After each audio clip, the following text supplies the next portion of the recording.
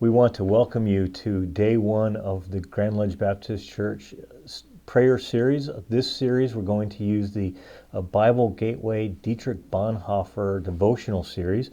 That series can be found using Pastor Brian's YouTube video from a couple of days ago. You can see it on our Grand Ledge Baptist Church YouTube channel. If you haven't seen that yet, you can pause this video, just search Bible Gateway Dietrich Bonhoeffer through Google, and it will bring you to it actually in pretty short order. The devotional starts with some words from Bonhoeffer that I think are particularly poignant. They use these words from Bonhoeffer's book on the cost of discipleship. Bonhoeffer writes, "Those who follow Jesus' commandment entirely, who let Jesus' yoke rest on them without resistance, will find the burden they must bear to be light. In the gentle pressure of this yoke, they will receive the strength to walk the right path without becoming weary." Where will the call to discipleship lead those who follow it? That question is really important. Where will this lead? And Bonhoeffer asks that question in 1936 or 1937.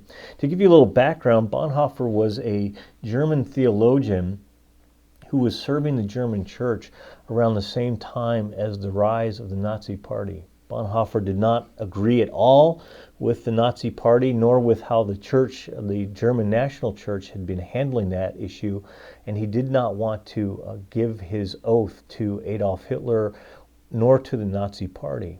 That became very important. A few years later, after Bonhoeffer wrote these words, Bonhoeffer wound up traveling to New York in 1939. He wanted to study at Union Seminary in New York, and this became a formative time in his life. If you want to read more about it, I might suggest Eric Metaxas's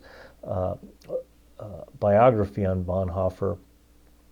Usually is available fairly cheaply for the Kindle if you have a Kindle or a Kindle app through Amazon, or it's available other ways as well. It's excellent, and it tells his story in great detail. And while Bonhoeffer was there in New York City, things were getting very tense. Obviously, it was 1939.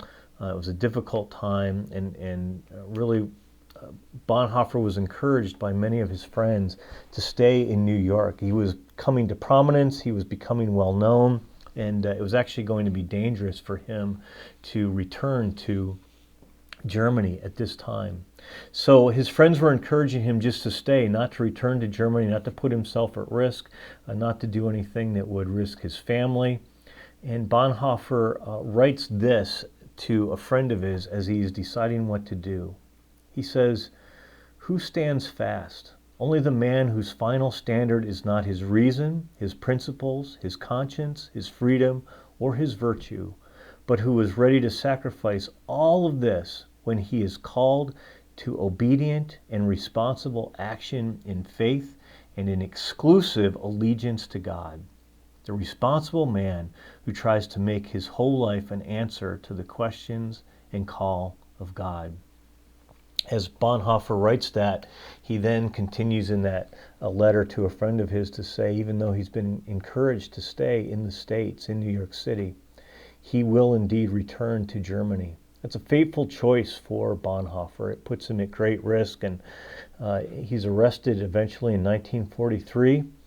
And in 1944, he is convicted of participating in the Valkyrie plot to kill Adolf Hitler. It cost Bonhoeffer eventually his life. Well, it brings us to a question. Bonhoeffer wrote in 1937 that the yoke of Jesus Christ was light, and yet the very thing he was asked to do seems, by all accounts, indeed, incredibly, incredibly heavy. How can those two things be reconciled? Is the yoke of Jesus truly light? If it was light, why wouldn't the Lord tell him, just stay in New York City and stay safe? That is not what Christ calls us to. Instead, we are yoked to him. And Christ says his yoke, his burden is light. It's interesting, my grandfather, when he was late in life, he allowed us to walk through his barn. He was a farmer. He started in the 1940s. And up on his wall, he had a couple of yokes. And I said, Grandpa, are those yokes yours? And yeah, he said they are. And I asked if we could have them, and so I brought them. I brought them with me. The interesting thing about it, there's two of them. There were two horses. They were attached to yokes, and grandfather would then plow about 140 acres with those two yokes, and the horses obviously attached to them. I'm not sure this was Jesus' exact point when he said his yoke is light, but I think the point holds. When we are yoked to Jesus, he is indeed doing much of the work. But when we're yoked to anything except Jesus, it's much, much heavier. I think of all the people who are yoked to success, the people I've known in my life, and I was certainly one of them at one point in my life, yoked to the idea that we have to do ever more, grow our careers, become more important, a host of other things. I think of people who are yoked to their jobs, yoked to vacations and pleasure and things like that. In the end, all those yokes are so much heavier than Jesus, because all those yokes require us to put in a lot of effort and work to keep them going.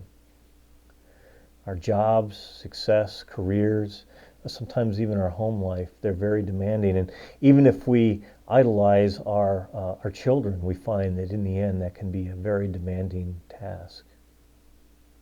Those are not the things we're to be yoked to.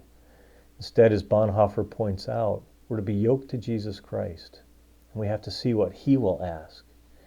And as Bonhoeffer writes, will we be the responsible one, the obedient one, the one who follows the will of Jesus wherever it leads?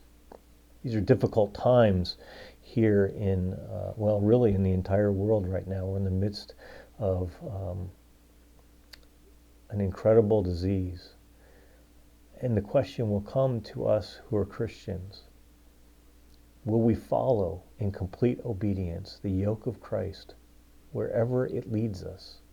Or will we go wherever he leads us, no matter what?